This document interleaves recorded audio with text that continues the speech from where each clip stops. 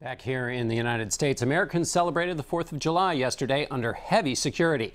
There were 7,000 additional officers on the streets of New York City, and Washington's National Mall was also under tight watch. CBS News senior security contributor and former number 2 at the CIA, Michael Morell, joins us now. Mike, we got through the July 4th holiday, but is this heightened alertness, is that the new normal? So, John, there were three reasons why we were so focused on this weekend. One was the large number of Americans who have been radicalized by ISIS, 40 arrests since the beginning of this year for people who want to conduct an attacks here or who want to go fight in Syria.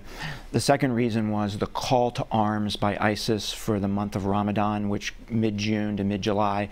And then the third, right, the 4th of July being a symbol of America. Put all three together, right, and that's why we were so focused on this weekend.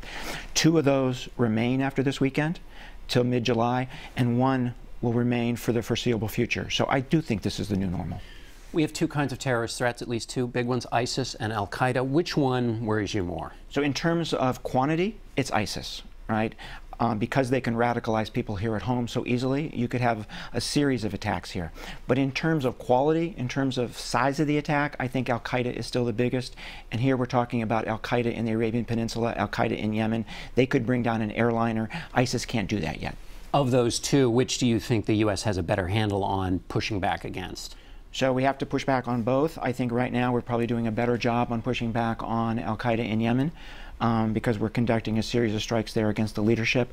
I think with ISIS, the biggest thing we have to do is change the momentum on the battlefield, because the perception is that ISIS is winning, right? And that makes their narrative, that makes their call to arms so much more powerful.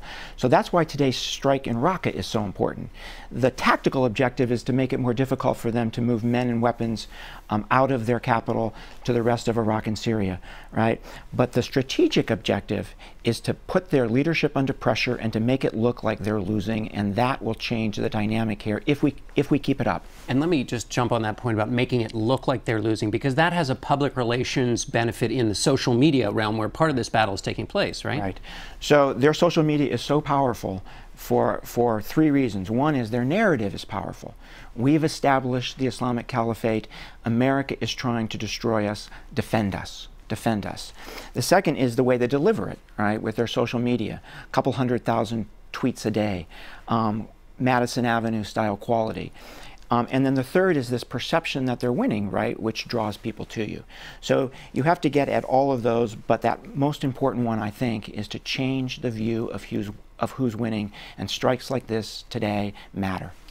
In the larger effort against ISIS, is your view that it can only be contained, or can it be wiped out? I think we have to contain it first, and then we have to wipe it out so it can be wiped out. And to wipe it out, we have to take that territory away from them in both Iraq and Syria, not just one, but both.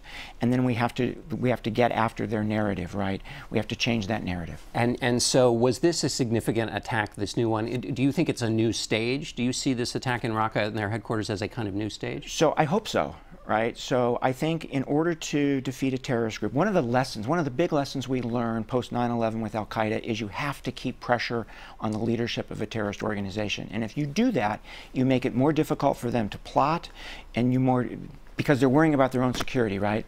And so I think the more strikes that you can do on their leadership, the better off we're going to be.